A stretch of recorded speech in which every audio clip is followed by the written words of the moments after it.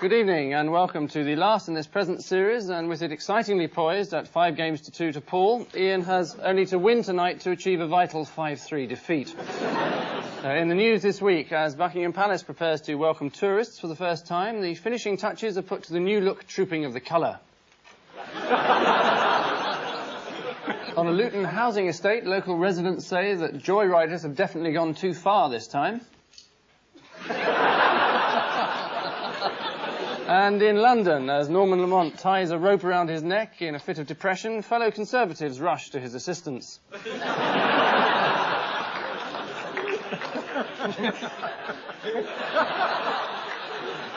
On Ian Hislop's team, a man who I recently learnt represented the United Kingdom at judo, so I'd like to offer him my congratulations now on winning tonight's game, and anything else he'd like, Tony Slattery.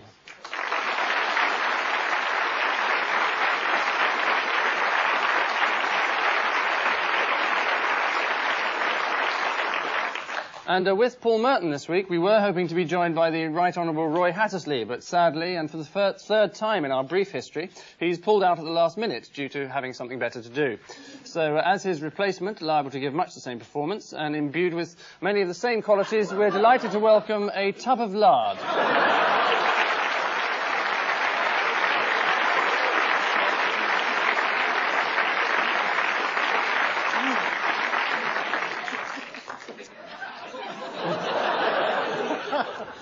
So, we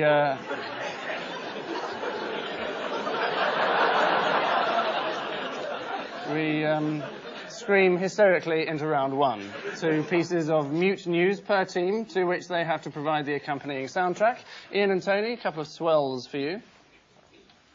Oh, oily twat. This is a story about Michael Yates, which is a very good name for a prick in a cover-up.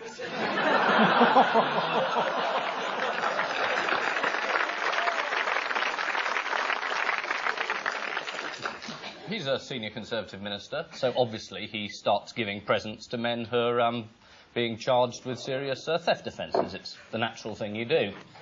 And on the back of the watch he gives the man, it says, "Don't let the buggers get you down."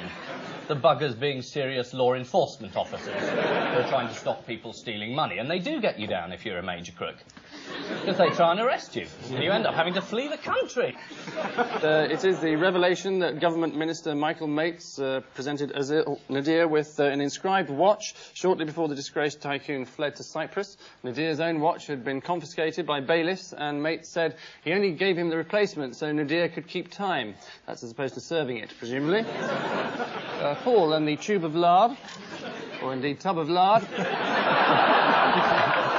Shouldn't it be the tub of lard and the other tub of lard?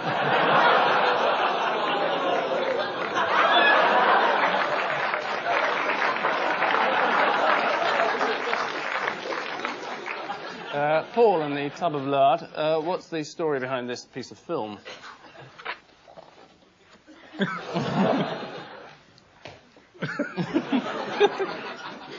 Oh, this is the story of the New Age travellers blocking the M1 with, I'm sorry, the M5.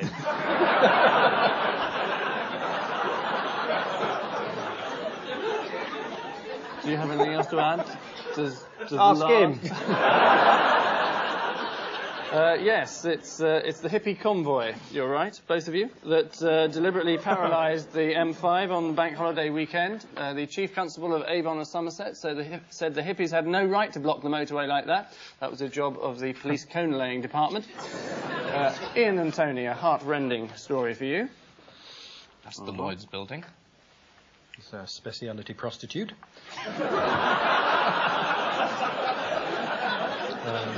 Oh my God, it's Mary Archer. I shouldn't really say that. Oh dear. And that was Jeffrey Archer has just given her £5,000. Oh no, he couldn't have done because he's met her, isn't he? Yeah. And they're not at a railway station. Well, this is a very, very sad story indeed. A number of Conservative MPs have been wiped out by their losses at Lloyd's. Which is very sad. Yes. And the toughest thing is if you are wiped out, you have to go to the hardship committee, which involves seeing Mary Archer. Oh, that is hard. That's horrid. It is true, yes. It's the news that a number of High Court judges and Tory MPs may have to resign if they're bankrupted by their losses at Lloyd's Insurance. One Lloyd's name, Judge Barrington Ward, lost £250,000. That was a bit short-sighted. Should have insured against it. The affected judges are now demanding to be let off their debts. The government say the only people qualified to decide if that's permissible are judges. So no rats to be smelt there. Paul and the tub of lard. Bit formal. Can't we call him Tubby? Tubby. OK, Paul and Tubby. A name... Mr. Lard to you. Paul and Viscount. Paul and Lord Lard. A name from the past for you. Yes, Winston Churchill, visiting the tub of lard clinic. Winston Churchill said that some cities had 50% immigrant population, and it's not true. No, it's not true. It's only about sort of 10% or something. Yes, well, it was Winston Bad luck Churchill. being called Winston Churchill, isn't it? Come out with a crummy speech on immigration. We shall fight them on the barges. Yeah. All right, forget it. I think we're getting more value out of the tub of lard, to be honest.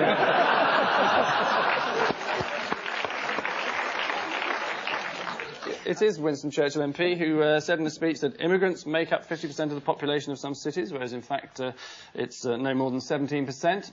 Baroness Shrila Flather hit back, claiming what he is saying is that he doesn't like brown faces. Well, he'll never make a cabinet minister.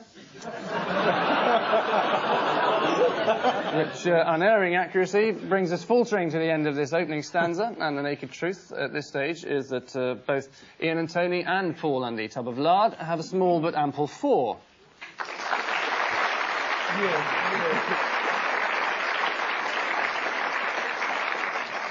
And now, ladies and gentlemen, we turn to Michael Winner's underpants. 2 weeks ago, in our Odd One Out round, whilst referring to Miss Simone Hyams making love to the film director Mr. Michael Winner, we alleged Miss Hyams said Mr. Winner's wife fronts were unwashed. We accept Miss Hyams did not say this. We would like to emphasise that Mr. Winner's underpant hygiene is of the very highest calibre. But when she said they were unwashed, they just might have been new. That's true. That's doubtless the case, I think. I don't think you should apologise. I think we should go to trial and see if the underpants stand up in court.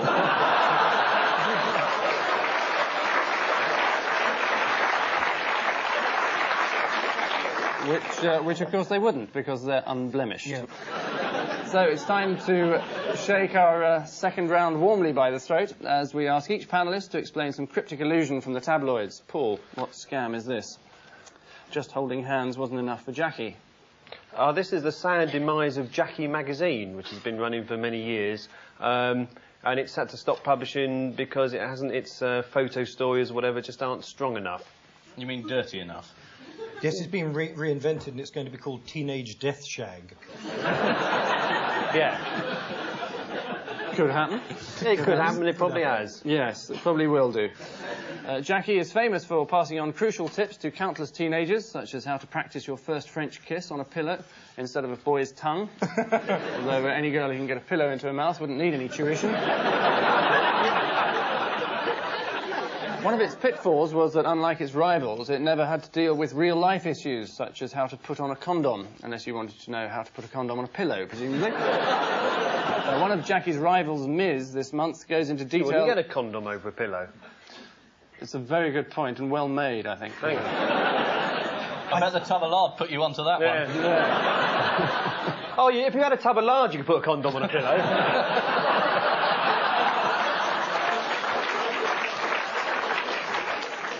Tub of lard, a curious claim for you. No conferring.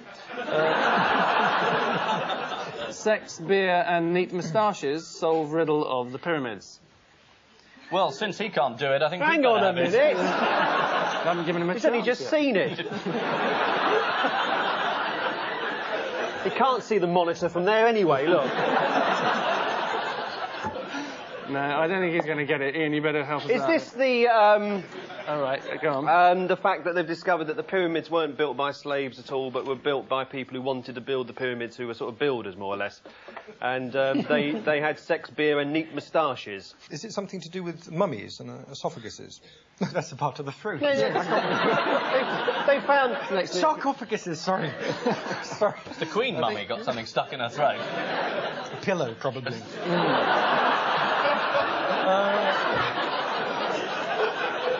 Might have been a tub of lard, you don't know. Yeah, I'm going to have to give you 2 points. It's completely right. It's the discovery that the pyramids were built, not by slaves, but by professional builders.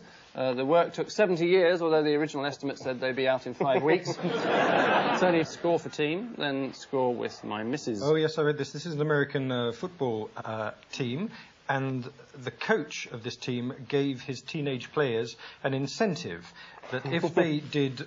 Very simple, really. If they did well, they could shag his wife. But apparently, no, there was a sliding scale, if that's the way to put it. back to lard again. I think you put it, yes. You know, if they scored 1 point or whatever, they got oral sex. It was all rather saucy, really. Yes, it is. It's American football coach Randy Brown, who's been on trial. No, that wasn't his name. It wasn't. Randy Brown. He's been on trial with his wife in California after offering her as an incentive to his underage team. A good pass was rewarded with a kiss, a vital tackle was rewarded with oral sex, and every goal was rewarded with full sex. Just as well they don't have penalty shootouts in American football. What about the goalkeeper? He didn't get much of a look in, I'm afraid. No. What do you mean by vital tackle? Do you mean very energetic? What do you mean? Yeah, something along those sorts of lines, yes. They've both been on trial anyway, and Mrs. Brown's now gone down for 5 years. So no change there. And finally, Ian, one man's fight for justice. Just the ticket for revenge. I think this is the Hoover story. Might be. There's a man who's kidnapped a Hoover van. He was one of those people who joined a competition where you were meant to get free flights if you bought a Hoover, and he didn't get any. And he was so annoyed that he kidnapped a van. And he said to Hoover, "If you don't give me the tickets, I'm going to keep this van." So fly me to Barbados or the van gets it. It's engineer David Dixon of Seaton, Cumbria, who bought a washing machine from Hoover in order to take advantage of their free flight offer. Hoover wouldn't cough up the tickets and the washing machine broke down, so Mr. Dixon has kidnapped the Hoover repair van that came round to fix it until he gets his tickets. The washing machine in question has started moving all over the kitchen of his own accord, knowing Hoover the quickest way he'll get to America is to sit on it and point it west. Which further instalment of the Hoover saga heralds the end of this middling round, and the story so far is that, rather intriguingly, neither side is prepared to break from the pack, both Ian and Tony, and Paul in the tub of lard, settling for an equivalent 8.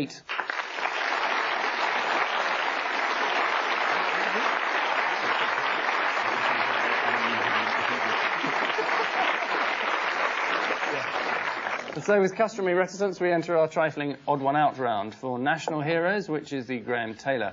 Paul, your hideous concoction is Sir David Frost, Virginia Wade, Lovely. the Bishop of Galway, Gorgeous. as well, and someone else. Virginia Wade's the only one who's been recently hit in the nose by a tennis ball. David Frost has had his fingers super glued to plate and cup. The tub of the Roy Hattersley, Bishop of Galway. It's fathers. David Frost's father was a priest, and Roy Hattersley's father was a priest. And Virginia Wade's father was a priest. Perfect answer. It is that each one is the child of a clergyman, except the Bishop of Galway, who's a clergyman with a child. Before the scandal broke, the bishop was quoted as saying, "The things you do in life are not meant to bear fruit in your lifetime." Not if you're a Roman Catholic priest, they're not. And Roy Hattersley's father was a Roman Catholic priest. They, as we know, take lifelong vows of celibacy, if only he'd stuck to his. Tub of lard, a rather easy one for you. Princess Diana, Cilla Black, Barry Manilow, and Pinocchio. Is it Barry Manilow? Yes. Oddly. What's the Nose jobs. Cilla Black's had a nose job, and all the others have had nose jobs, apart from Barry Manilow, who clearly wouldn't have paid money for that. It's another 2 points to the tub. Lard, yes. Yes, and Paul. Are you saying Princess Diana's had a nose job? We might be. Can you prove that? We might be about to be proving it to you with some photographs. Good. Can you wait? Well, I hope that stands up and cool. Yeah, the photos look a bit like it. Yeah, we tried that one. No, it's a cheap... About $500,000. We're not actually saying it. We're alleging that the Daily Star said that they had. Oh, that's brave of you. It's that they've all had nose jobs, with the sole exception of Barry Manilow, as he can't afford the scaffolding costs. Cilla Black's nose is 25 years old, she's 50 years old, and her jokes on Blind Date are 75 years old. Pinocchio is famous for his wooden nose, which got longer and longer every time he told a lie. We understand the government's Arms to Iraq inquiry has a carpenter on permanent standby. In 1982, Diana disappeared from public view for 3 months and came back, according to top plastic surgeon Eric Jackson, with a reshaped nose. Here's before and after. Diana's always denied it, but unlike Pinocchio, her nose seems to have got smaller rather than larger. Conclusive. In one picture she's looking down, and the next one she's looking up. I reckon the Daily Star's made its case pretty well.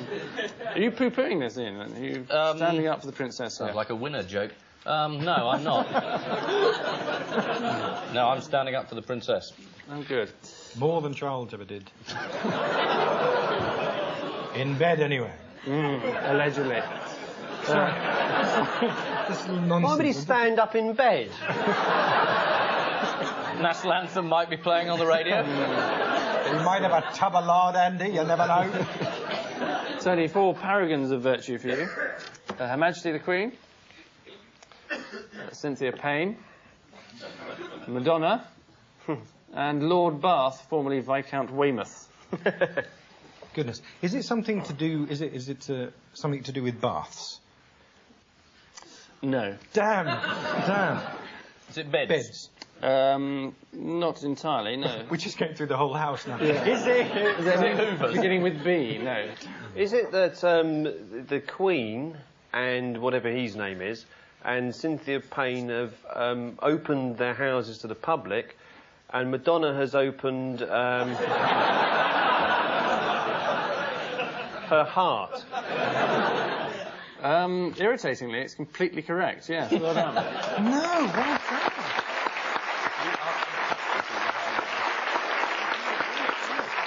Yes, apart from the heart bit. The answer is that all of their homes are or have been open to the public, except Madonna, who this week discovered that security guards had been charging members of the public $100 a time to have sex in her bedroom. She was furious when she found out. Complete strangers have been doing it in her bed. She'd known she'd have set the video running. And finally in this round, Ian. 4 cheeky chappies for you. Saddam Hussein, Pol Pot, Deng Xiaoping. Oh, I get the light-hearted one, do I? Bosnian President Alija Izetbegovic. I think this is an arms question. I mean, there are 3 of these people who are extremely unpleasant dictators. Pol Pot, Saddam Hussein, Deng Xiaoping. That chap's the president of Bosnia, and he's not. So, which 3 have our government supplied arms to? And which one have we refused? Yep, it's Mr. Bosnia. Yes, it is the president of Bosnia, as he's the only one whom the British government feels it would be morally wrong to give military assistance to. In the past 5 years, the UK has trained and armed more than half the world's countries, keeping up the traditional British values of hard work, fair play, and sending Johnny Foreigner off to an early grave. The cases of Saddam Hussein and the butcher of Tiananmen Square, Deng Xiaoping, are well documented. Less well known is the fact that the Khmer Rouge-led coalition, which maimed so many women and children with landmines that Cambodia's medical system has collapsed, has been trained to do so by instructors from the SAS and MI6. The government government has denied that the British military directly trained the Khmer Rouge. They say our troops were training a totally different set of guerrillas to maim civilians who just happened to come under the direction of the Khmer Rouge. So that's all right then. Rule Britannia, Britain never, never, never shall own up to anything if we can get away with it.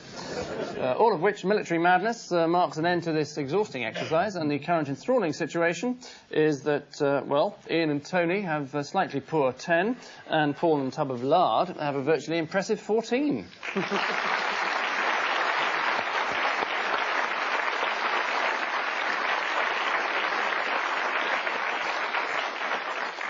And so, after that gruelling tussle, our 4 trusty panellists have now to tackle our final missing words round. Ian and Tony, entirely human teams first, so stand by your beds.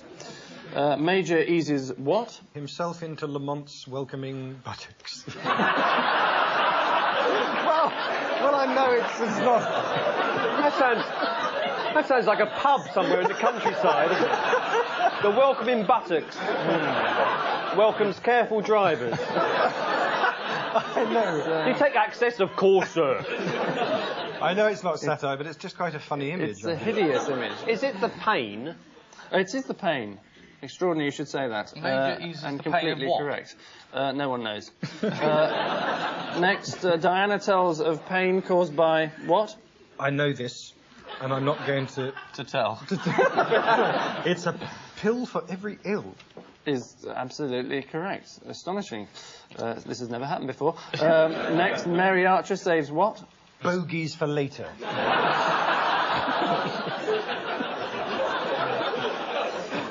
Major's neck, reputation. Major's neck is spot on again. Major? Pulled a bit of swat. He is, actually. Top judges face huge bills over what? Is it giant duck case? Lloyd's losses, this one. It is Lloyd's losses. And lastly, can we get 5 out of 5? Lamont, ready to rattle what at Major? Thresher bag full of empty bottles. Well, if it's what Tony says, it's welcoming buttocks. You can't rattle buttocks, can you? Depends where he keeps his change. Well, like the Romans used to keep it in their mouths, didn't they? Yes. All right, thank you. We'll have done with this one. Ready to rattle... Skeletons. Is right. Well done. Very good indeed. In closet. Thank you. So, Paul and the Tub of Lard, here are your headlines, which, as it's our last show, have something of an international flavour. Monsieur Clinton s'apprêterait de changer what?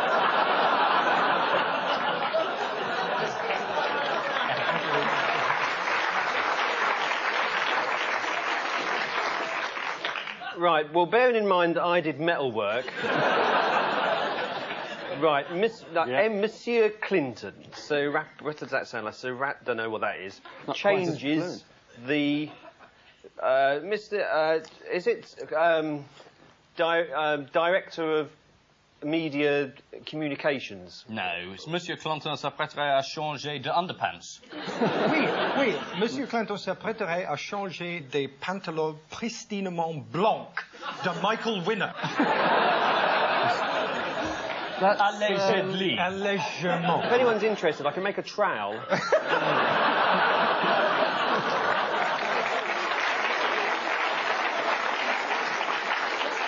Is it director of... Yes, your directeur de la communication is absolutely right. I think we got that. We got that. Die Bank von England gibt große what zu? Well, I don't know. Is it... Angus, I know this. Yeah, we know this. I know this. Die Bank von England gibt große Stinkpansen der britische Filmendirektor. And his wife, Zoo. Grosse amounts of money to fat Bundesbankers. 9. It's besorgnis. It's the. Bless you. I'm amazed you didn't get. I'm not in one of John Simpson's trips.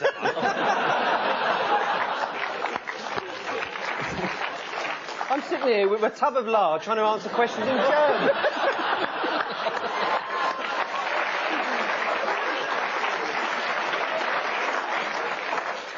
Well, we shan't ask another one in German. Well, good. Next, what Kack-Symbol Jawohl?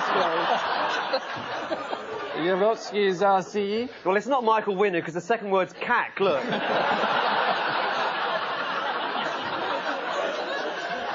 No. Some of those letters are upside down, look. They like it like that. What's that one at the end? It looks like a sort of seagull flying off, look. It's Russian. That's an A. Oh, it's Russian. Oh, I do beg your pardon. It's Russian. They're allowed to do Is that. it Yeltsin? Yeltsin? No. Is it Yeltsin? What? I must have been off sick the day we did this at school.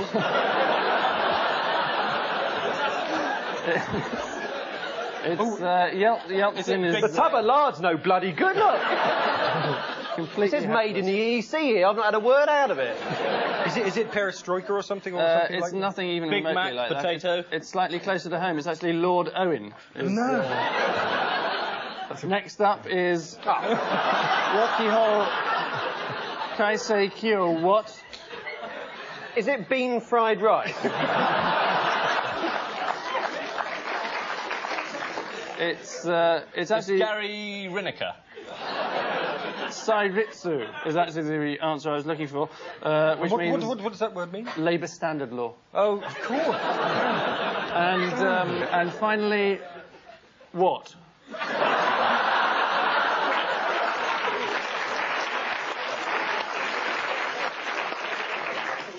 Fish found on moon. Antelope on bicycle. Potato cures boredness. Claims mad vicar. TV's Angus shagging Merton's wife. It's close. It's actually DLT quits Radio 1. Now you say it, it's obvious, isn't it? I know. Which valiant attempts at linguistic competence sees us winging our way to the end of this round programme and indeed series, and the final showdown seems to have ended with the hardly satisfactory conclusion that this week's down and outs are Ian and Tony with 16, and this week's upwardly mobiles are Paul and the Tub of Lard with 20.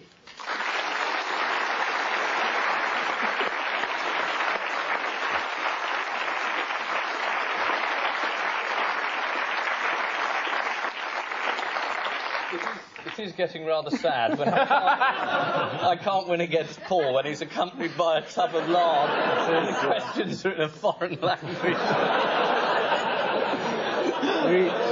We did everything we could, Ian. But, I feel like Graham Taylor. on which erudite note we say thank you to our guests, Ian Hislop and Tony Slattery, Paul Merton and the Tub of Lard, whom we wish well in its new job as presenter of Holiday 93. And I leave you with news that at the British end of the Channel Tunnel there are fears that the new rolling stock may leave something to be desired. Across the Atlantic, Bolivian television unveils one of the team captains for the South American version of Call My Bluff.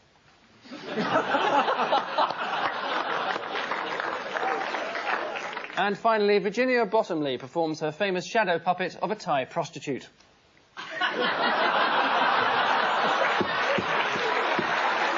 Good night.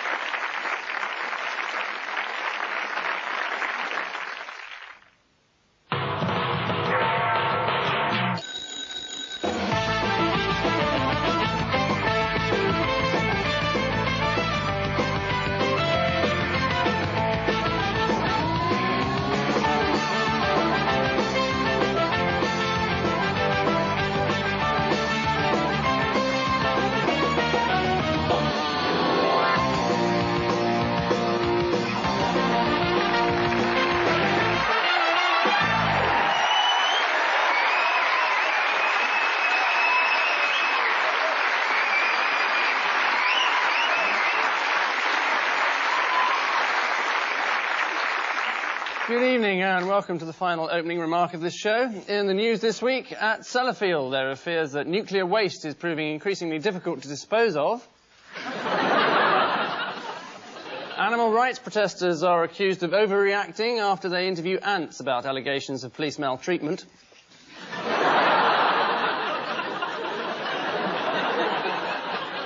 And West London police stage a protest demonstration to illustrate the effects of their stodgy canteen food. On Ian Hislop's team, a stand-up comedian who once performed on a show called Naked Radio, a programme which, fortunately for all of us, failed to make the transition to television, Fred Macaulay.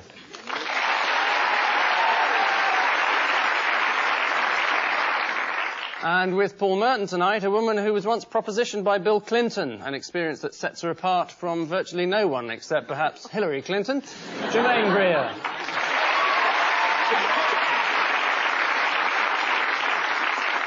And so, with all the predictability of Cyprus voting for Greece in the Eurovision Song Contest, we start with round one, our customary film round. Ian and Fred, what can of worms is this? That's Lord Nolan, the Nolan sisters there. That's his report, which is going like hotcakes. And then immediately there's a man with his foot in it, Jerry Wiggins. And there's Sebastian Coe trying to run away. Lord Nolan was appointed to look into sleaze, which he did. And that man is the latest Tory... Sleazeball. Sleazeball. Well, Wiggins, I think, put in an amendment to... He got a gas bill and he didn't like it, so he passed it to Sebastian Coe. Coe looks far too young to be an MP. He just looks like a boy, and I think he kind of said OK to Wiggins, but don't tell anybody I said OK. And, you know, he's the kind of guy that would do your homework for you. I think Wiggins has probably got his crisps as well. Actually, it was quite a sweet amendment. It was to guarantee gas supply to mobile homes.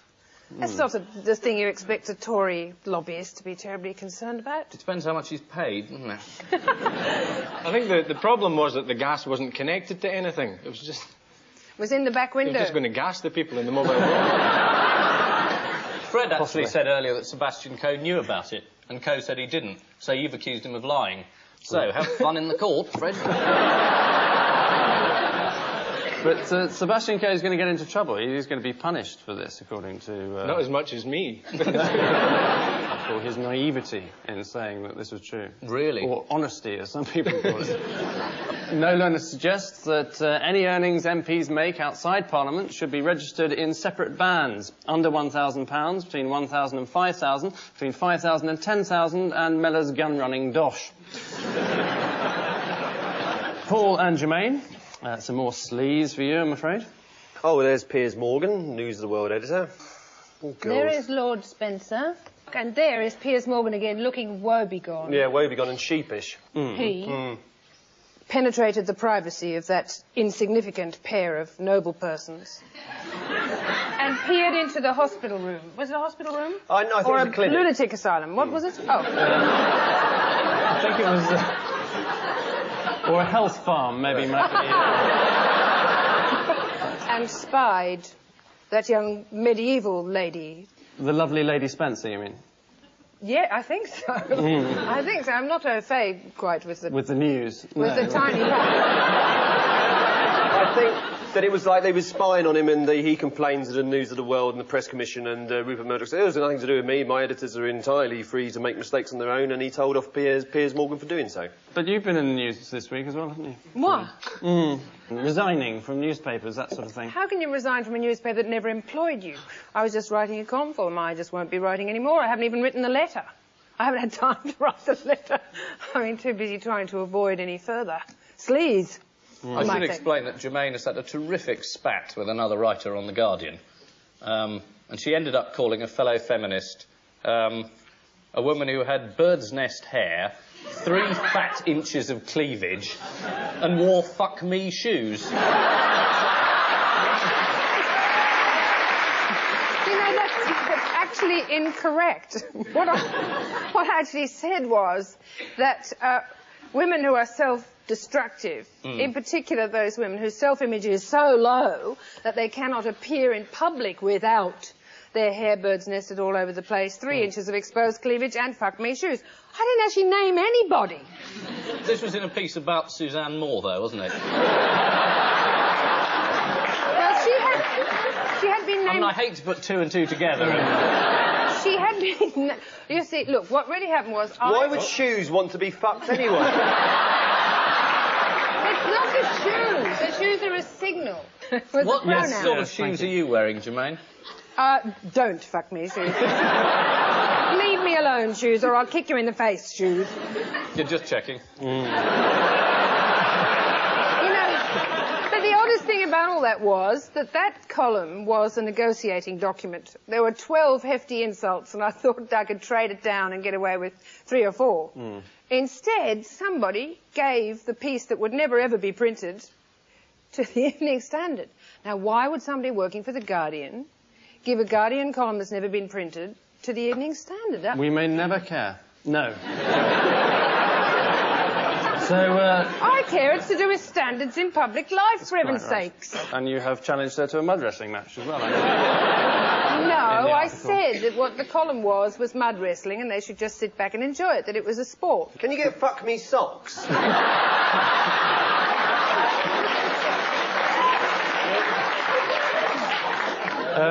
Sorry to drag it back to what might seem irrelevant, but the answer to your question was in fact, yes, the Press Complaints Commission ruling. I didn't ask the question, you did. Yes, I sit here and answer them wrong. Yeah, and you asked us, not Ian. I was just telling Ian that I was giving you the answer. So, as links go, that one was pretty feeble. It'll all make sense in the edit. It was many, many years ago. The Press Complaints Commission ruling against News of the World editor Piers Morgan. Earl Spencer's complaint rested on the fact that he has always jealously protected his family's privacy. When his child was born, he mounted a permanent guard outside the room where his wife and baby were, so no one could get in to disturb the Hello photographers. Ian and Fred, a political party for you. Jerry Adams with some water. He's saying, that's crap, get me a decent drink. And Angelica Huston. Martin Sheen. Who's that? It's Jerry Adams again. Brilliant. I think it's about gullible Yanks. Yes. They only let Jerry Adams into America because they thought he was Grizzly's little cousin. Because generally they're not too bright as a nation. I know there's a lot of them in town just now to see the Dave Letterman, if we can say that. I think we can say Dave Letterman, yes. Who is Dave Letterman? Sort of American Postman Pat, is it?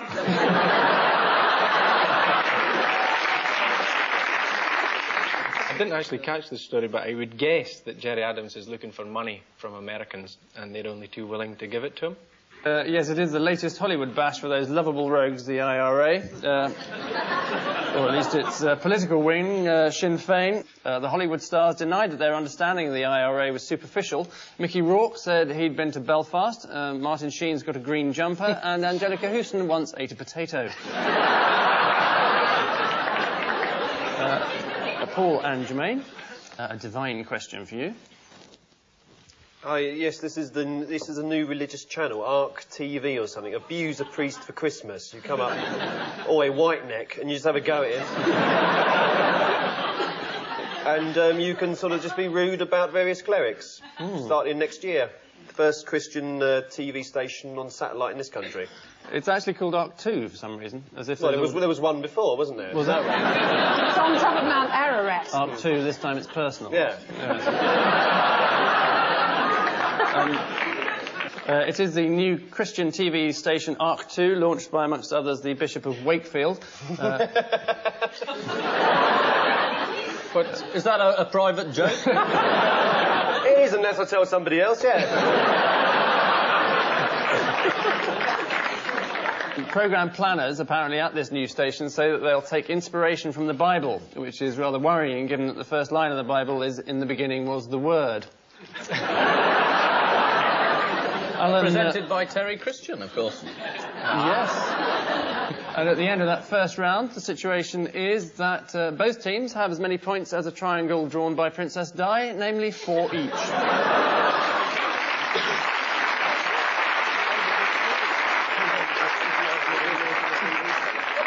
Before a new improved round 2, a foretaste of some of the horrors we have in store in the form of our caption competition. Ian and Fred, this will be your inspiration. Paul and Jermaine, this for you. Viewers of the television programme Through the Keyhole now may notice some similarities with our next round, given that it's exactly the same, apart from one or two small but important details, which hopefully will keep you interested and their lawyers quiet. Two celebrity homes to pry into. To whom do they belong? Ian and Fred, you're first, as we go through the keyhole. It's a big house. Man with a rug in his head. I think this must be Imran Khan's house. Why? Well, he's in the news. He's marrying Jemima Goldsmith, née Puddle Duck. She's become a Muslim to marry him. Because you have to marry Imran. All his girlfriends convert in the hope that they might be the one. Which is bad news, because you can't convert back. Can you not? Nope, that's it. If you convert back, it's fatwa time. Ends up with a pair of fatwa shoes.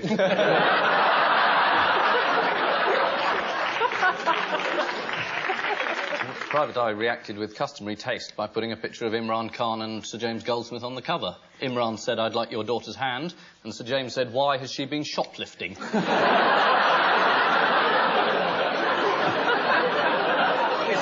It's like that old joke of the two guys driving through the Iraqi desert, and the guy's driving and the passenger looks and he sees this sort of like his hand there, and it's a sort of dotted line all the way around it. And he said, "Oh, I see your appeal came through then." Islamic custom stipulates that now they're wed, Jemima will have to stay 20 yards behind Imran at all times and will have to bear a child by him in the first year, the former stipulation making the latter somewhat difficult to achieve. Unless it's true what they say about him. What, he's got a 22-yard penis? That's the same length as a cricket pitch, isn't it? No wonder he got so many wickets. Sorry, Angus, I was just wondering, if it is like Through the Keyhole, you're going to bring them in now?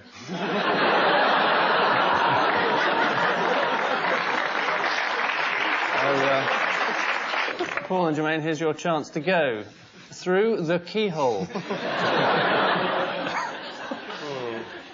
Well, it's nobody's home. Ah, yeah, it's all gone dark. Oh, wallpaper there. First drawing for Batman. It's Hitler's bunker, isn't it? His snow. Where he used to keep his coal. It's his bunker. It's Hitler's bunker. Or play golf. Yeah, or play golf, in fact. Or neither. In or, fact, or neither. Yeah, or neither. Or neither. Shall we call the whole thing off? I was just about to, actually. Yes, it is the... Well, don't let me keep you. I'll be off then. It is the somewhat neglected Berlin residence, as you may noticed, of former occupant Adolf Hitler. Berliners are disputing whether neo-Nazis should be allowed to meet there or whether it should just be blown up. And why not do both? Which lifestyles of the rich and famous bring us snooping to the end of this round, and at the halfway stage, both teams' horns are firmly locked, neither being capable of exceeding 6.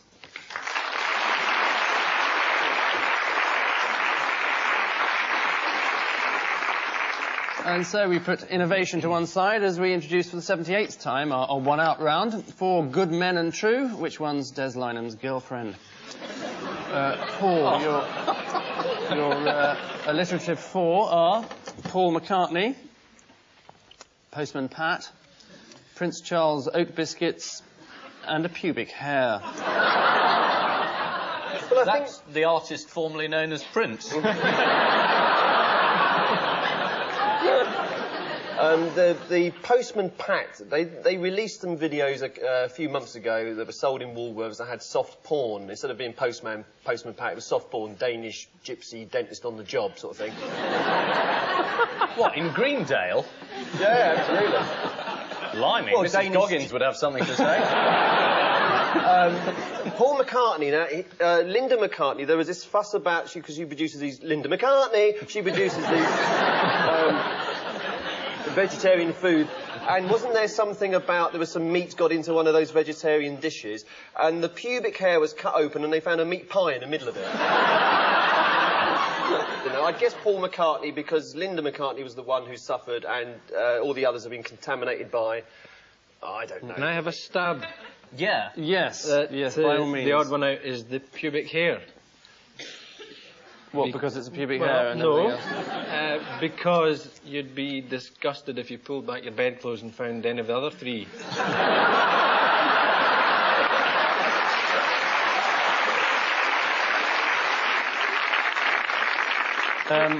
It's One not last the right stab? answer. Yes, a final one Me, before I it's- put you out of your It's misery. the Prince Charles biscuit. It's a bit like the bed thing, but you'd be embarrassed if you opened your mouth and you'd any of the other three stuck to your teeth.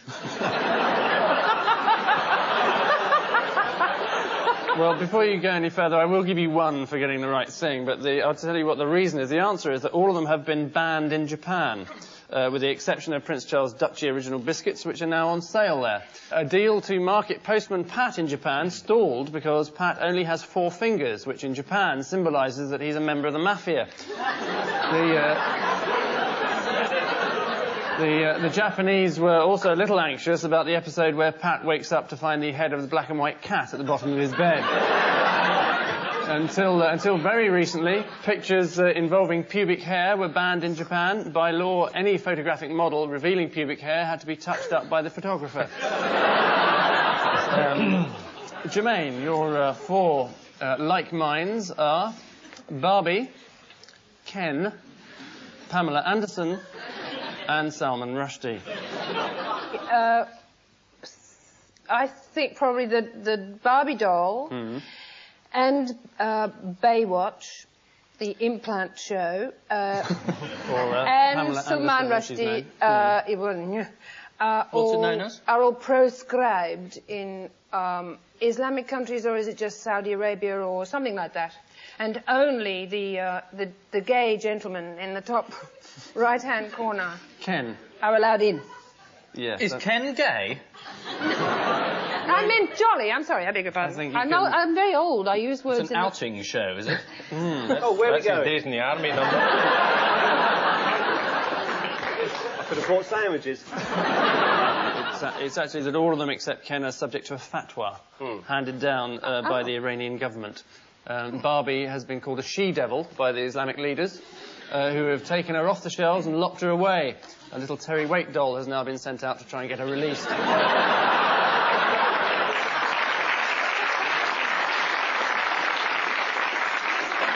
Leching over Pamela Anderson has been banned under Iranian Islamic law, and toy company Mattel have recently launched a Baywatch Barbie. Ordinarily, a Barbie doll is blonde, plastic and empty-headed, so God knows how they've changed it. Fred, your inhuman foursome are Dracula, Jeffrey Dahmer, Vinnie Jones, and Richard Whiteley of Countdown. Is this a Count thing? Because he's a Count Dracula, and Richard Whiteley presents Countdown, and Vinnie Jones, he's a useless count.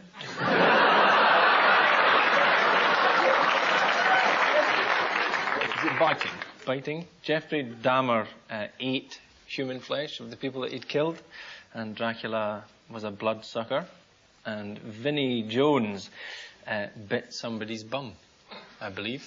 Slightly further up the body than the bum, but... With his head? No. Back? nose it was, yeah. Whose nose did he bite? I don't think anyone cares, do they? Richard Whiteley's the odd one out because he was bitten by a ferret and all the others have been bitten other things. Interestingly, that's exactly what Fred was just about to say, weren't you? Yes, you are right, obviously. So I think it's a biting question. Jeffrey Dahmer, he ate the flesh of his victims. Yes, that strange feeling of déjà vu. Jeffrey Dahmer killed and ate 17 young men in Milwaukee, keeping their bodies in a fridge. Controversial plans to sell the fridge in a public auction have immediately hit a problem. Apparently the little light doesn't always come on when you open the door. Finally, in this round, your 4 oddballs are Gaza, UB40, Article 1 of the Ground Nuts Order, and a bouncy castle. UB40, there's a lot of them. That's one of the most pathetic answers I've ever heard. Well, no, I won't give the answer until they've exhausted every possible No, don't let's stop you, Mr. Swat. Well, I suspect this is because there was the judge a couple of years ago who said who's Paul Gascoigne, and I believe the same sort of situation happened with who's UB40 because there was a problem with bootleg tapes or whatever. So I presume it's either the ground nuts or the bouncy castle. He didn't know what a bouncy castle was. It's the same judge perhaps, and the ground nuts he knew what they were. Is the right answer.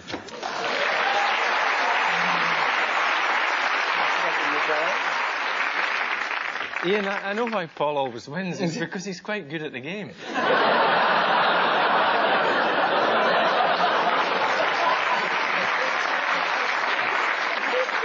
All judges are naturally familiar with the crucial piece of legislation known as the ground nuts order, which states, in the nuts unground other than ground nuts order, the expression nuts shall have reference to such nuts other than ground nuts as would, but for this amending order, not qualify as nuts unground other than ground nuts by reason of there being nuts unground. So I hope that's cleared that up for any ground nuts fans. All of which blissful ignorance leaves us dithering at the end of this third round, and the story so far is that Ian and Fred are starting to wilt with 9, while Paul and Jermaine have a budding 10.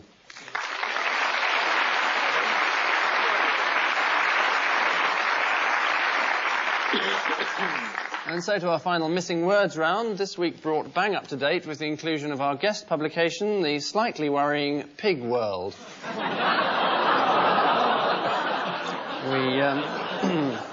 We assume it's a farming publication. Extra body fat gives women what? Saddlebags. Column in The Guardian that Jermaine can get stroppy about. Bigger clothes. Bigger clothes. Can't just get the points by saying it again. No, obviously the answer is advantage in mountaineering. Oh, yeah. Next, Queen is down to her what? Bookmakers every lunchtime? Last billions. Yes, almost there. Last million. Her last half corgi. 500 million? Not far off. I'll give you one each. Last 450 million is in fact... Not far off. He says billions and he gets within 50 million. Not well, you've got a off. point. I think I might take it away from you. This sort of attitude. Next, Body Shop's latest idea, what? Applied all over. Pig oil. Pig oil? What's pig oil? Oh, that stops them squeaking, yeah, I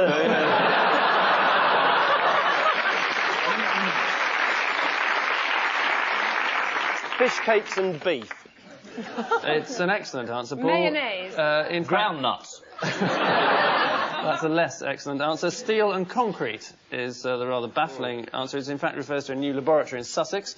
Next, poignant reunion as Charles and Diana share what? Bullet.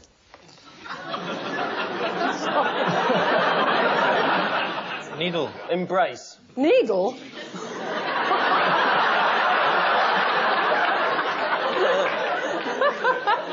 Certainly not. Sun smiles is the heartwarming answer.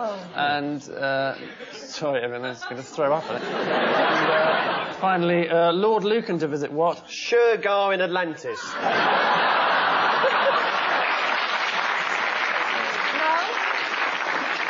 Pig farm. I'll give Pig Farm, yes, it's this year's Pig Fair, is in fact the right answer. Which is not a correct headline. It's actually Pig World's idea of a joke, which is obviously not remotely amusing, but there we are. Which mindless drivel concludes the voting in tonight's contest, and the news is that this week's German Eurovision entries are Paul and Jermaine with 12, whilst this week's triumphant Norwegians are Ian and Fred with 14.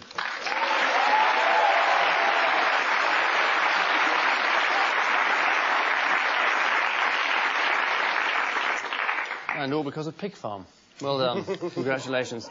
Don't patronise us. It's just never happened before. Yes.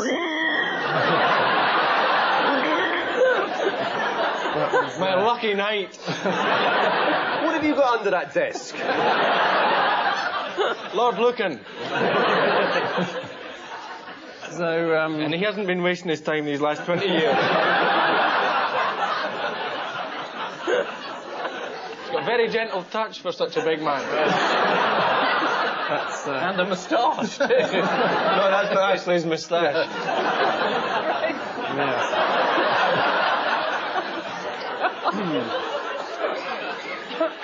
and you wonder where we got the pubic hair from. But before we leave you, let's pay a hopefully brief visit to our caption competition. Ian and Fred, this was yours, I think. Yeah, this is John Major announcing the cabinet are all behind me.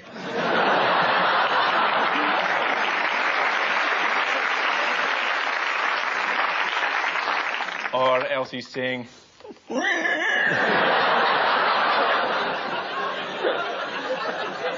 He's got white tassels attached to his nipples. And he's saying, and now I'm going to make them go anti-clockwise.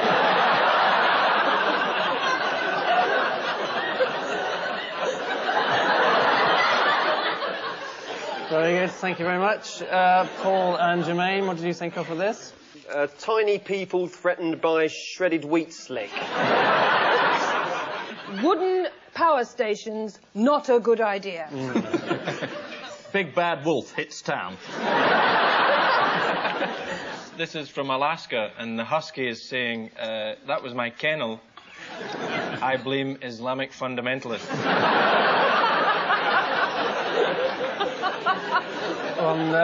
On which puzzling note we say thank you... Elton John's wig is inhabited. No. His hair transplant. Does look very similar. We say thank you to our panellists. No, thank you. No, please. No, please, it's been my pleasure. No, it's very good of you to come. Yeah. Well, it is, actually, yes. I can't be bothered to thank them any longer. But I leave you with news that residents who live at the bottom of the hill in the Direct Line insurance commercial say that they're getting rather fed up. BBC chiefs deride the idea of employing a Yorkshire Terrier as a newsreader on account of his arriving late for the audition. And the Japanese police are still hunting the prankster who put a giant magnet under the table where an MP with several fillings was sitting. Good night.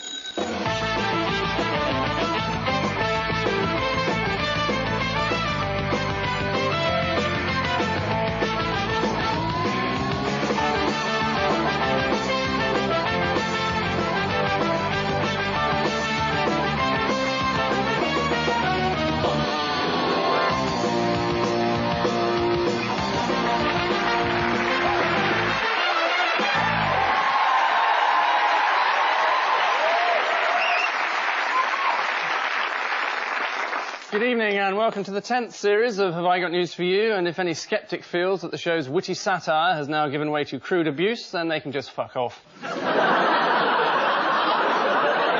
In the news while we've been away, the man who bought an office from Nick Leeson tries to get his money back.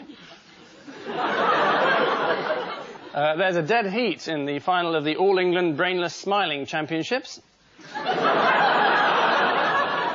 And after Paula Yates reveals that Bob Geldof didn't wash for several years, the man from The Sun is the first to their house to get the story.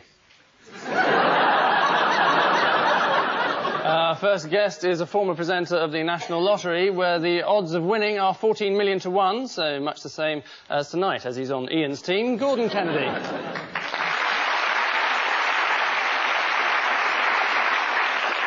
And with Paul Merton tonight, a woman who was famous for lying on a bed flirting with celebrities, after which she got up and went to work on the Big Breakfast, Paula Yates.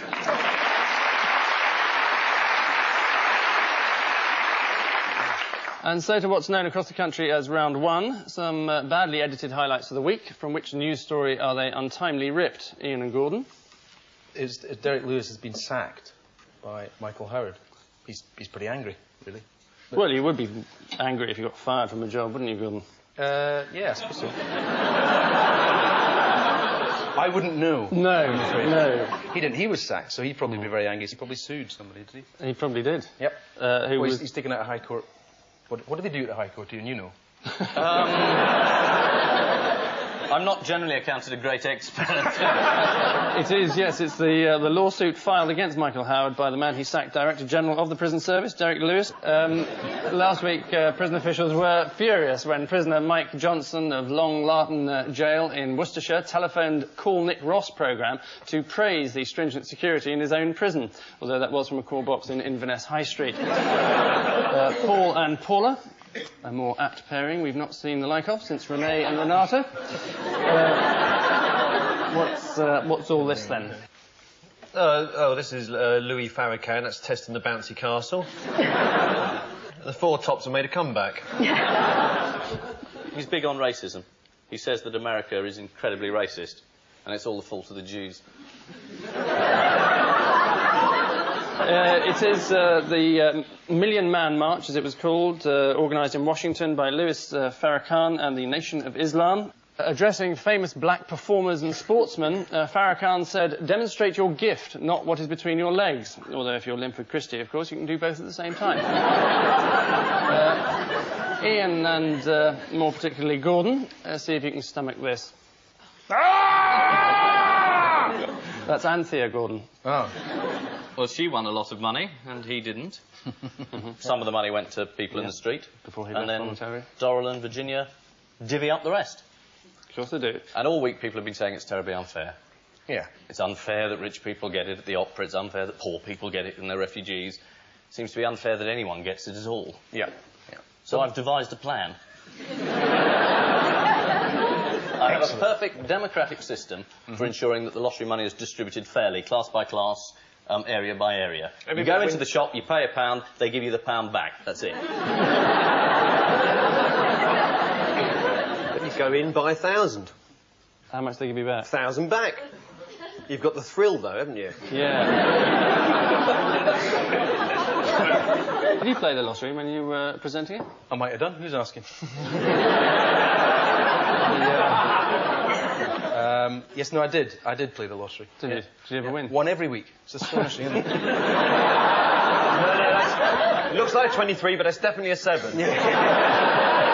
They've never twigged. It's the continuing arguments over what to do with the National Lottery funds. £7 million went to children's charities, £2.5 million to women's groups, £1.5 million to pensioners, and several million more to refugees and ethnic groups. So once again, white middle-class males working in the television industry have been cynically overlooked. Paul and Paula, one Sumner tale for you. Oh, this is Sting on a disastrous appearance on Top of the Pops where the music wasn't playing. Scratching his head, he's still wondering about that Top of the Pops thing. That's his accountant with his boxes. It's Sting being stung, isn't it, by his he's now ex-accountant who stole $5 million off him and Sting hadn't noticed it and sunk it into Indian restaurants. Apparently Sting first realised that something was amiss when he received a brand new Rolls Royce as a wedding present from his accountant. Who'd have thought? And he thought... Hang on a moment. Hang on a moment. Yeah. Something's Something in going my on nose. with the PAYE. It is astonishing, yes, that he didn't even notice the £6 million which had gone missing. Oh, come on, Angus, you got that much in your pocket. Just I wondered what it was. So did I. You've got it in loose change by the look of it. Yes, can you remember the name of Keith Moore's girlfriend, 27-year-old Asian girlfriend? Aisha. Almost. Santosh Banger. I only mentioned that to get a cheap laugh. And it worked. Yes, it did work. And at the end of the first round, the teams are like Princess Diana and Will Carling. There's nothing between them.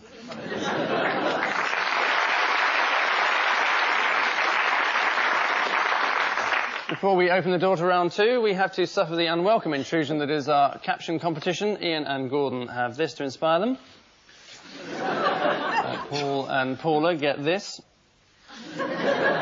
Well, over the past couple of series, round 2 has undergone radical change on a weekly basis, and this week is no exception. The radical change being that we fail to do anything different, staying as we do with our headline round, set in the fetid sewer that is our gutter press. Both headlines, in fact, come from the Times.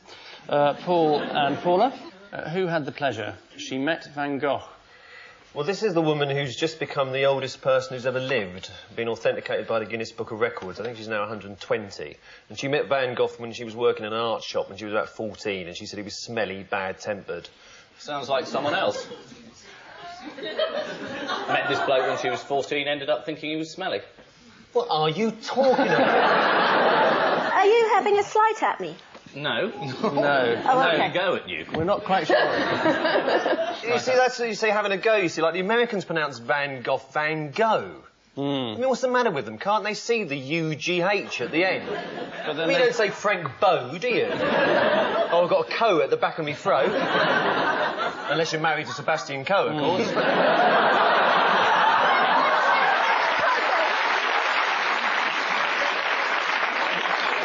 Bringing it back to the rather irrelevant matter of the question, yes, do you remember her name? Yes, I do. Good. Maria something. Maria, how's that spelt, Paul? G-O-R-E, is it? What? You see, you've gone mental. You're sitting there in a world of your own. Like some elderly actor who once appeared in Crossroads. Oh, yes, that'd be with mustard, would it? Yapping away. What's the matter with you? I'm sorry. I once met Edward Heath. Did you? Yeah, and I said to him, what time are you going back to Salisbury? And he said, Duran Duran. Yeah, absolutely. They have actually done some research in France. Did anyone remember what the secret to eternal youth was, according to the French? She smokes fags, doesn't she? No, she gave up when she was 105. Bored because it wasn't killing her. She must have enough coupons now to get anything she wants. No, they claim that the secret... Something to do with eating ears, isn't it? Well, Lee's doing it again. What's the matter with the man? Close friends say he's been overworking. The secret of eternal youth, according to the French, is a lot of physical exercise and not much work. That's what they say. You're looking well, Paula. That's someone having a goff at her. Or making a slide. Yes, exactly. Or a slight goff. It is... Everybody gone mad. I can't hang about tonight because I'm doing the Clive Anderson. I'm doing it now. I can't hang about. I've got to do Clive's show at 10:30 on Channel 4. Oh, right. So at the end of this, I've got to go. Who else is on? I don't know. Just in case. I haven't got there yet. I've heard it's Edward Heath and Duran Duran. When she was 90, Madame Calment sold her house at a discount to a lawyer who agreed that she could live there until she died. In return, he would pay 10% of its value every year until her death. He's now spent enough money to buy 3 houses, and she's applied for a job as Sting's accountant. Ian and Gordon, get your teeth into this one. Scientists spend £200,000 on the crunch question. What is Ian Hislop talking about? I thought the world's oldest woman was Janet Street Porter. Controversial. Very popular figure around here. I know. It's a bus party in the Janet Street Porter Society. Hello. How are your teeth? Scientists have spent a huge amount of money researching into why cornflakes go mushy when you pour milk on them. And at long last, I have no idea what the answer was, presumably because you put milk on them.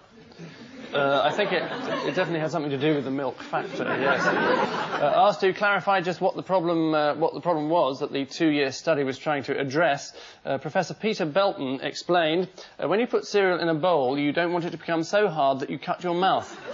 So the age-old problem of blood loss through severe cornflake laceration. which soggy mess brings us snap, crackle and popping to the end of round 2, and the story so far is that both teams are being equally stubborn, neither willing to budge from 6.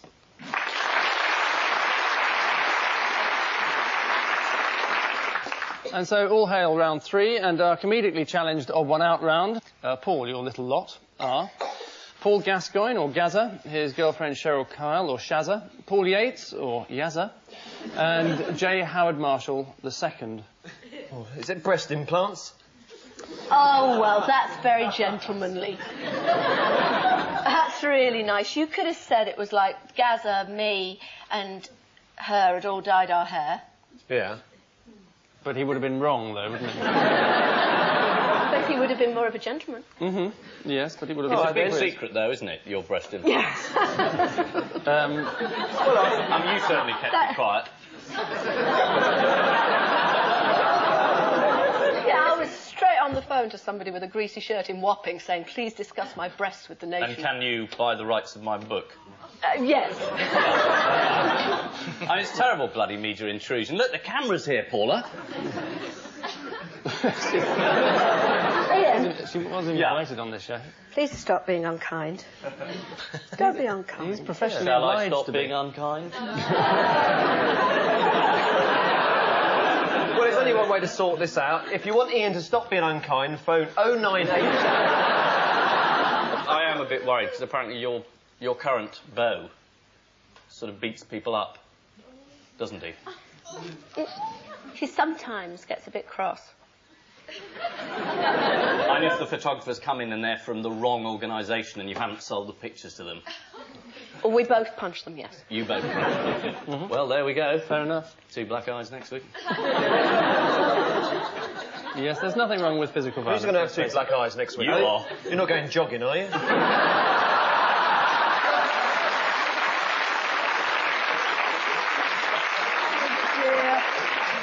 Has it got something to do with the fact that they all dye their hair?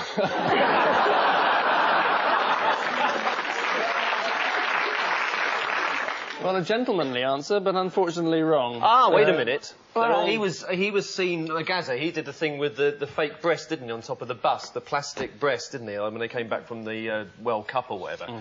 She must be the odd one out, the one at the right top, because she's the only one who hasn't been seen, how do I put this?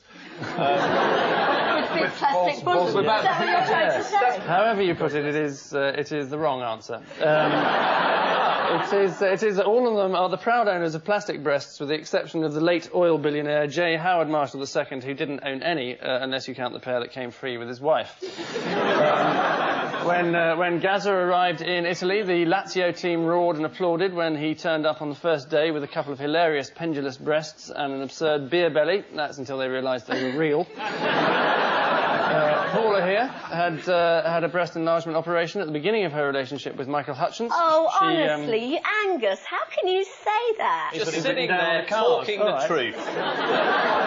We don't know what the truth then? is. We don't know what the truth Yeah, is. how all do in the you book. know? How do you know? You mean the book's rubbish? Well, I know that, but I mean... Once again, knowing how to judge an audience. Once again, knowing how to woo a woman into submission. No, I gather it took you 6 days to write this book. You get writer's block or something? You say one more thing, he's going to hit you. No, I will and all. I'll take great pleasure in thumping my fist into that great face of yours. It was around the beginning of the 10th series great wit of the things 20th began to get century. nasty. So, Paula, put us right then. Is that all wrong? Did you not have breast enlargement operation at the beginning of your relationship with Michael? Yes. So much for sisterhood. When you go along, do they give you a wallpaper So much chart? for sisterhood. No, the woman just said yes. Is that what you said to Helena Christensen?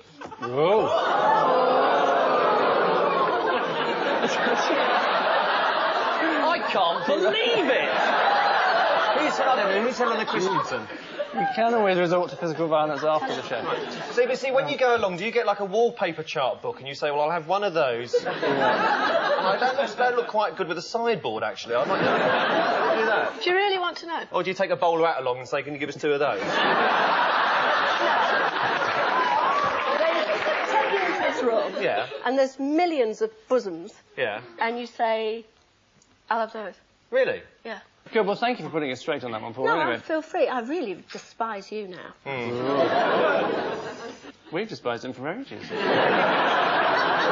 Paula, would you like another question? Oh, God, You're going to give get me one anything. anyway. I'll give you an odd one out. Your 4 wild things are Humphrey the Downing Street cat, the lions in Trafalgar Square, Gabriella Sabatini, and Ganesh the elephant god. Gabrielle Sabatini is advertising milk. That's why she has that little milky moustache. And Ganesh, it says here, not another drop, says Ganesh the elephant, behind your head. And then it says here, amazing milk miracle. And that is because, don't even look at me. You sperm of the devil. And the reason that he is there is because he suddenly had this miracle where he was drinking... The devil. He was drinking Even milk. your insults And it was emanate from it was the a miracle genitals. because he was it was drink. Are you listening? Angus, are you listening? There is someone who's Paula's trying to shouting answer the sentences over question. here. And he Yes, can teach no, his you grandmother carry to on. suck eggs. Yeah. Right, Right. Gabriella It looks like a Sabatini. sucked egg. Right. Did you hear what I got up to? Yeah, I did. Right. So the odd one out is that lion. Is the right answer.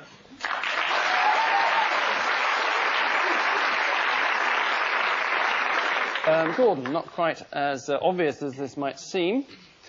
Captain Robert Jenkins, Van Gogh, or Go, sorry, Channel Tunnel worker Pat Neary, and Colin the Mouse. Right. Well, any ideas? Sperm of the devil? I think this has probably got something to do with ears, or am I way off the mark here? Well, you know the thing about this, I mean, it's terrible, really. I mean, sort of growing this ear on this mouse. But in about 20 years' time, you can say, well, you'll go to the doctor and say, well, I'll have the tongue of an anteater. And they'll just put it in.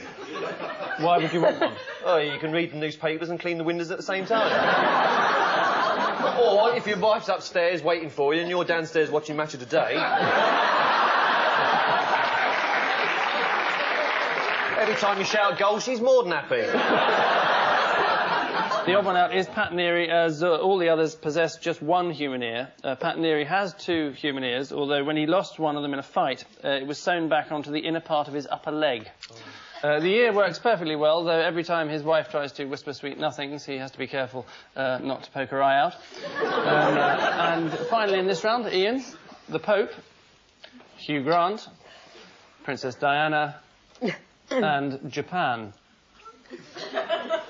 Hugh Grant's done something very embarrassing in Hollywood. Made a film. Made 9 months. Yeah. The Pope's the odd one out. Yes. Because Hugh Grant's maybe done something embarrassing. He certainly did. Well, Maybe. I thought he was convicted. I still don't believe it. The Japanese had to You own don't up. believe it's embarrassing, or The you don't believe he Japanese- did it? What's all this picking going on? Yes, I'm not from picking, you I'm two. perfect. You know, I'm but- not the sperm of the devil, he is. I'm interested to know, that's it. Don't get unpopular by doing stuff about blowjobs.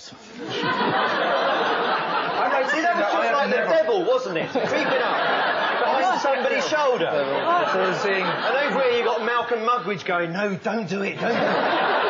Yes, do it, no, don't. I'm telling you, Angus. Please look at me while I'm telling yes, you this. I will And do the that. Japanese had to say that they'd done something embarrassing in the war. Yeah. You know. Yeah. Public Yes. apologies. Public apologies is the right Grant area. apologised to his girlfriend, didn't he? Liz Hurley.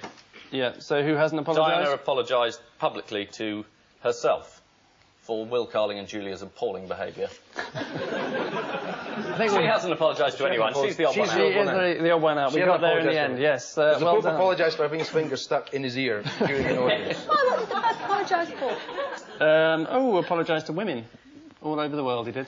Did he? Yes, He for the said, way sorry, the- girls. Sorry, I Not for insist. sale.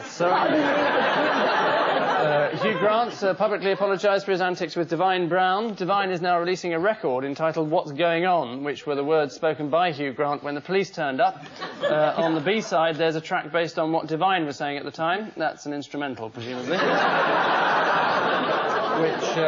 which sorry state of affairs brings us grovelling to the end of this round, and a quick glance at the scoreboard confirms that Ian and Gordon are making do with a flat 9, whilst Paul and Paula are boasting a silicon-enhanced 10.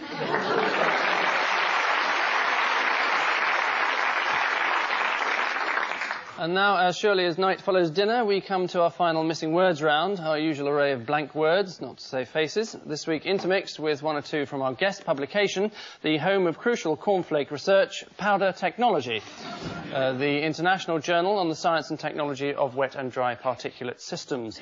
OJ out to what again? Buy gloves.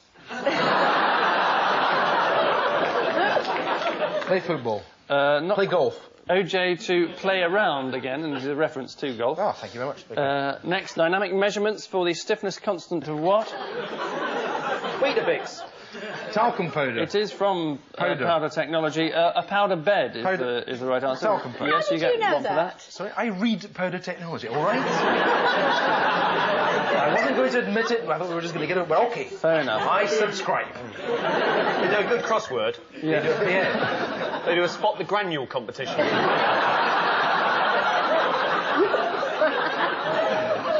And Play 3 pin-ups a bit of all right. a shreddy. Yeah. Yes.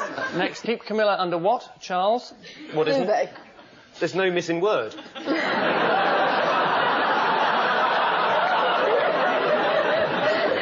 missing word. It makes perfect sense. Yes, there is. Is it wraps? It is wraps. Well done. Very good. Next, what equals V0 minus V infinity over V0 plus 1 minus rho 0 over rho P? V-rho pi. Hang on a minute! He's not liable to get it right, is he? Come on, we should be able to work it out. All the information's there.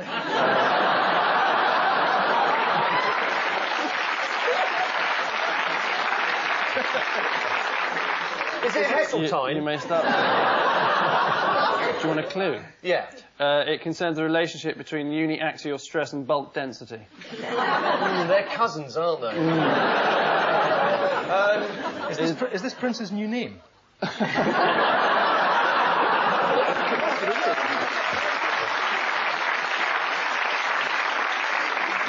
The answer I'm going to have to tell you is a simple A, so you could have almost guessed it. Do you know, that's so annoying. What were you going to say? A. Astonishing. And then I just How didn't did say I it 'cause I guess? thought there's no way it could be just A. And yet, Do you know, strangely, Paul, I'm not speaking it for the was. sperm of the devil here, but I believe you.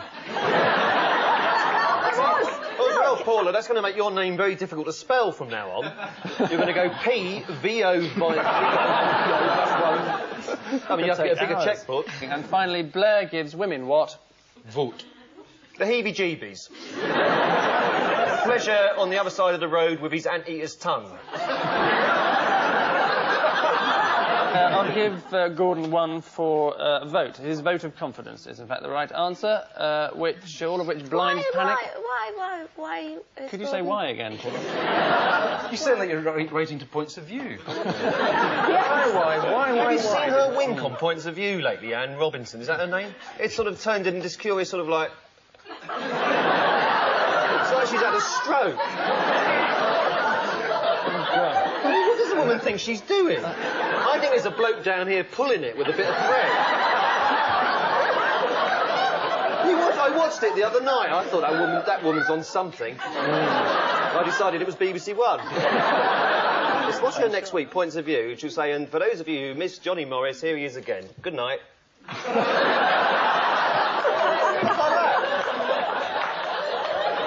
I think she sort of thinks people at home go, isn't she gorgeous? The way her closes her eyes in 7 separate stages. Somebody did that to you on the bus, you'd clock them, wouldn't you? I'm getting a pain in my chest from laughing. Yes. Oh dear, don't burst.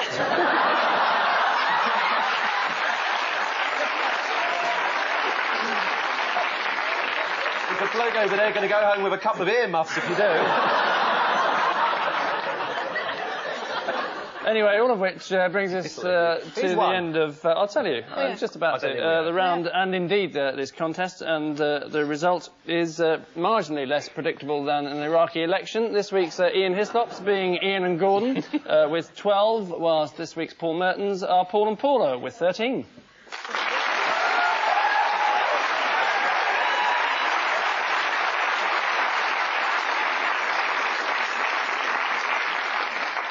So, I've got to go in a minute. Oh, right. Because you're doing... I've got to do Clive's show, Clive yeah. Anderson, aren't you? Yes, I've forgotten that.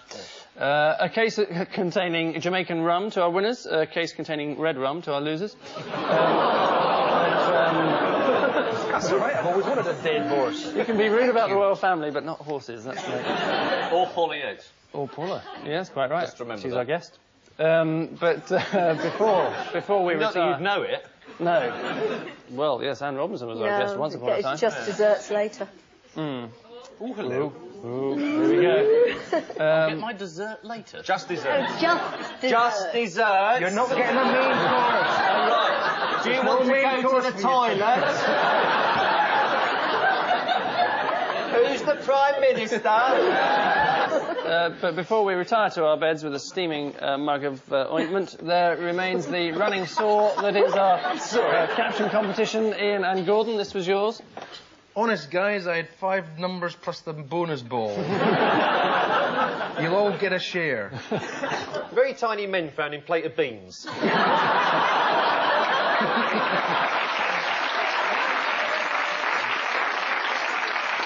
Paul and Paula, this was yours. Is it Airborne Shoe Shop drops cargo?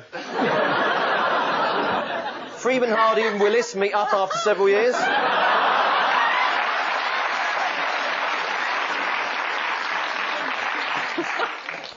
On which unfeasible note, we say thank you to our panellists, Ian Hislop and Gordon Kennedy, Paul Merton and Paula Yates, and I leave you with news that there are suspicions that the Duke of Edinburgh may have gone on a vegetarian diet.